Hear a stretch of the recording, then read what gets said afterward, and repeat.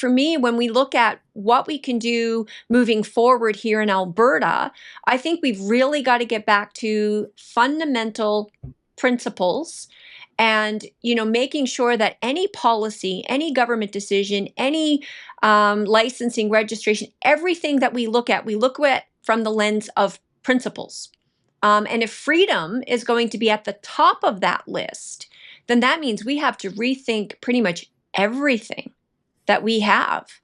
And so, that's really burning it to the ground almost to a certain extent, and then rebuilding something new.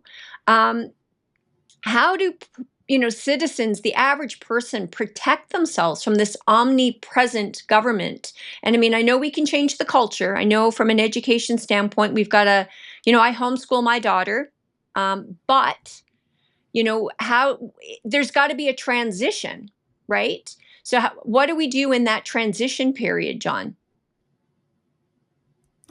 Well, we still have a great deal of free speech left in Canada. We've got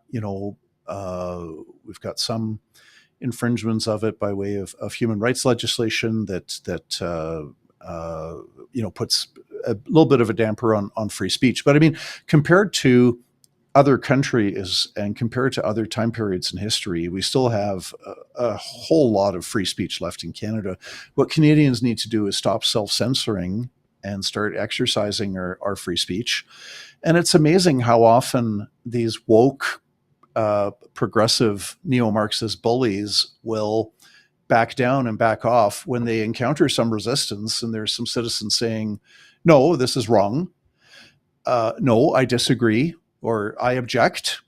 When that pushback happens, they don't know what to do, right? Because their only tactic is to shame people and say, if you disagree with us, you're hateful, sexist, racist, homophobic, transphobic, white supremacist, whatever. They're really good at name calling.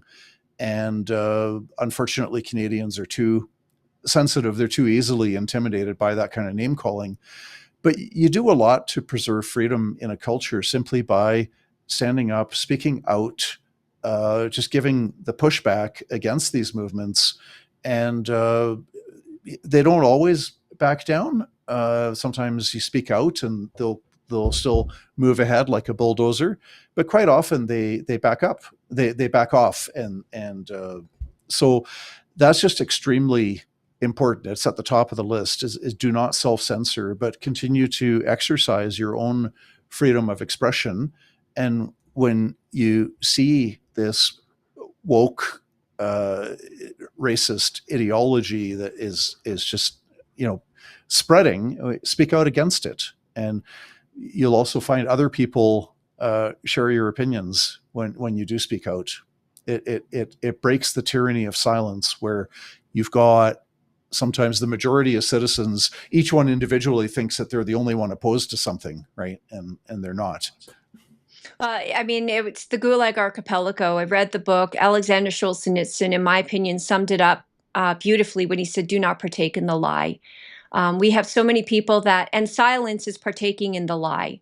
I think it's important for people to speak up, to speak their truth, to share an opinion, engage in the conversation. And this is Canadians are so polite.